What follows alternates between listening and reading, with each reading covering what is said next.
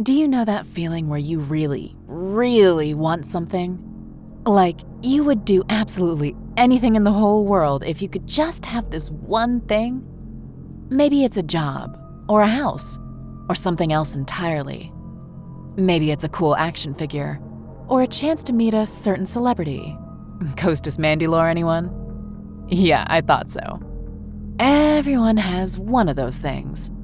The absolute be-all and end-all of what you could accomplish. I did too. I had always wanted to see the Mothman.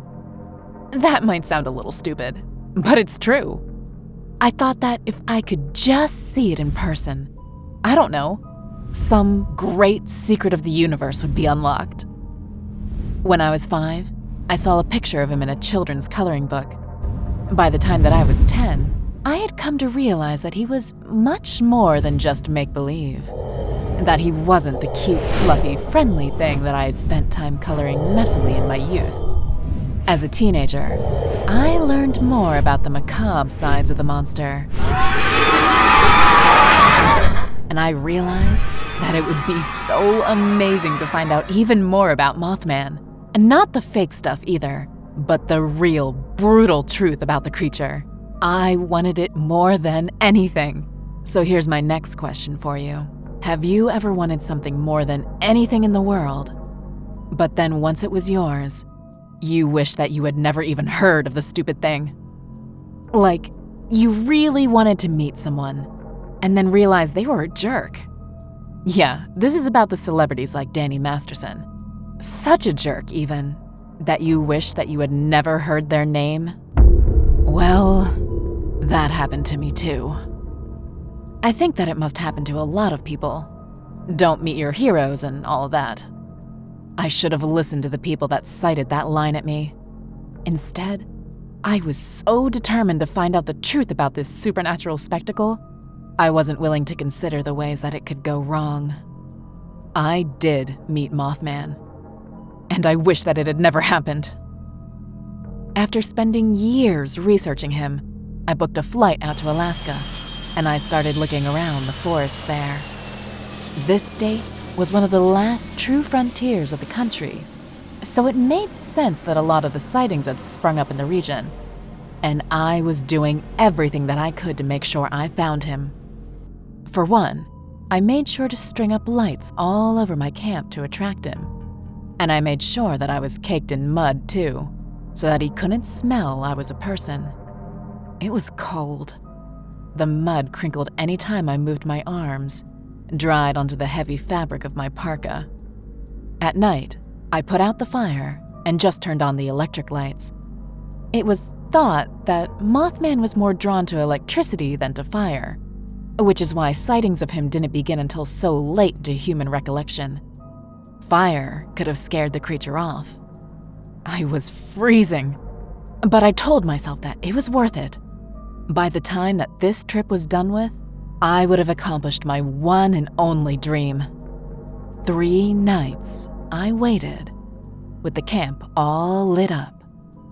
I waited, crouched down on the ground, with mud caked to my clothing and drying in my hair.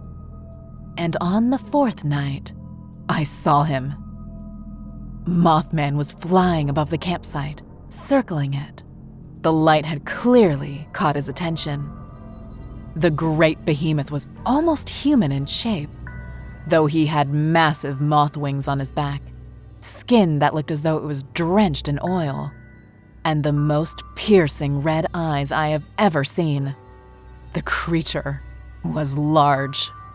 Even before it came near the camp, I could tell that I had been underestimating the size of the creature, and I could tell that I had been underestimating something else, too.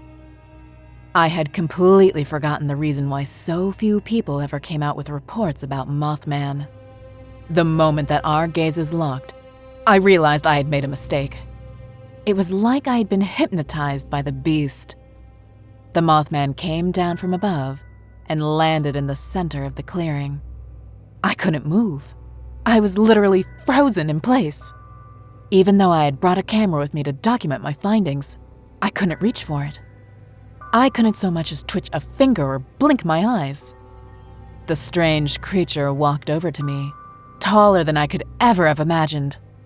It was 10 or 12 feet tall at least, with wings that gave off little puffs of powder every time that they fluttered. The powder seemed to have a reflective quality to it, glimmering in the light.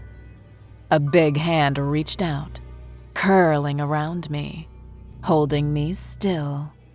Claws dug into the back of my jacket, shedding the fabric. The Mothman was supposed to arrive with bad omens, but no one ever told me what that would be. They didn't talk about how his proboscis unfurled, a sharpened point at the end, or how the pain that shot through my body when it pierced my neck was like nothing else. I blacked out, almost instantly actually. I've got no idea if it was the pain or a venom or the dust or what. All I knew was that when I woke back up, there wasn't a single mark on my neck. I was laying on my back in the clearing.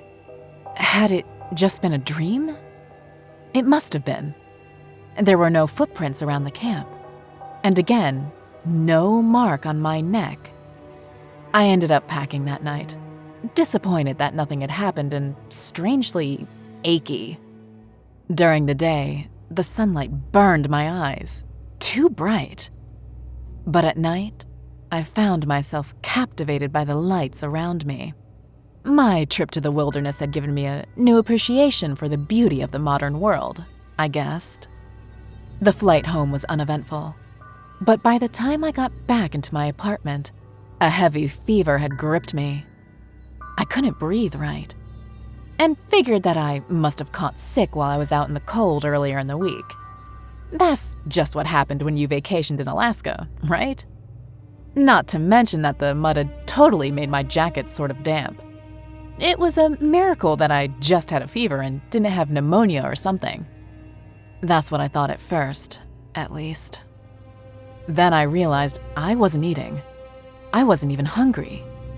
And the lights in the house, I would find myself standing in front of one of them, staring at it for hours, unblinking, captivated by the sheer beauty of the glow. After a few days of being home, my shoulders started to ache and throb. Strange lumps had formed there. I made an appointment with the doctor. My first thought that it was a tumor or cancer or something, but there wasn't an appointment that month.